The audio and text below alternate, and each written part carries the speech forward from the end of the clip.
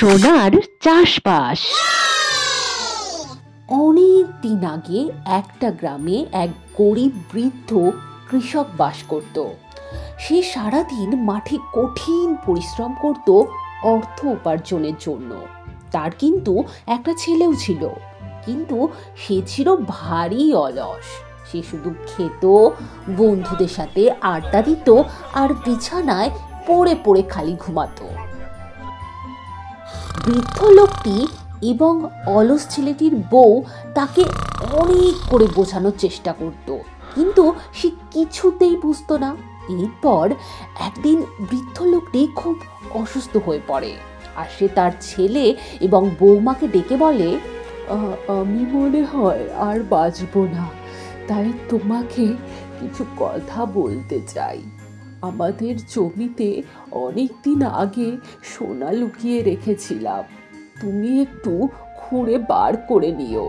কিন্তু বাবা, আমাদের জমি তো অনেক বড়, তুমি একটু বলো জমির কোন জায়গায় সোনাটা পুঁতে রেখেছো। অত আমার মনে নেই বাছা, তোমাকে পুরো জমি খুঁড়ে দেখতে হবে।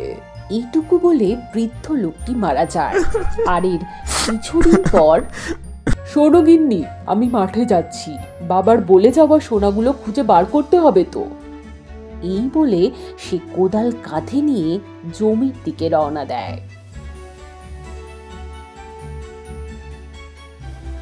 এরপর সে জমির এক পাশ থেকে খোঁড়া শুরু করে, কিন্তু কিচ্ছু খুঁজে না পেয়ে সন্ধেবেলায় বাড়ি ফিরে যায়। এইভাবেই এক সপ্তাহ ধরে জমিতে এসে কোদাল দিয়ে মাটি খুঁড়ে সে সোনা খুঁজতে থাকে, কিন্তু সোনা তো সে পায় না, বরং সে পুরো জমি একাই খুঁড়ে ফেলে। এরপর, বুঝলে গিন্নি, সোনা তো পেলাম না, কিন্তু জমি তো খোঁড়া হয়ে গেছে, তাহলে ভাবছি বীজগুলো ছড়িয়ে দিই। গিন্নি কিন্তু খুব বুদ্ধিমতী ছিল, সে বুঝতে পারছিল কি হতে চলেছে, তাও সে চুপ থাকে। এবার গিন্নি কি বুঝতে পেরেছিল তা আমরা পরে জানতে পারবো। এদিকে লোকটা লাঙল নিয়ে মাঠে যায় আর ভালো করে জমিটা চষে ফেলে এবং ধান রুয়ে দেয়।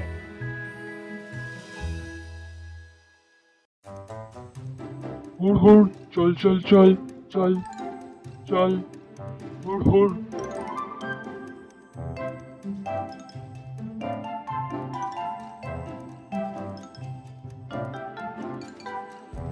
কয়েক মাস যেতে না যেতেই মাঠ ভরে যায় সোনালি ধানে, যা দেখতে সোনার মতোই সুন্দর লাগছিল। এরপর লোকটা দিন রাত খুব পরিশ্রম করতে থাকে, যাতে পাখিরা বা অন্যান্য জন্তুরা এসে ধানটা নষ্ট করে দেয়। এরপর একদিন লোকটা আর তার বউ সব ধানগুলো কেটে ফেলে। তারপর লোকটা গরুর গাড়িতে ধান বোঝাই করে হাটের দিকে রওনা দেয়।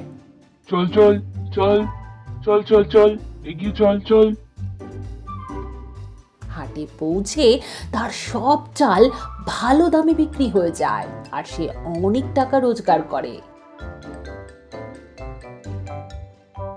এরপর খালি বস্তাগুলো গাড়িতে চাপিয়ে খুশি মনে লোকটা বাড়ির দিকে রওনা দেয়।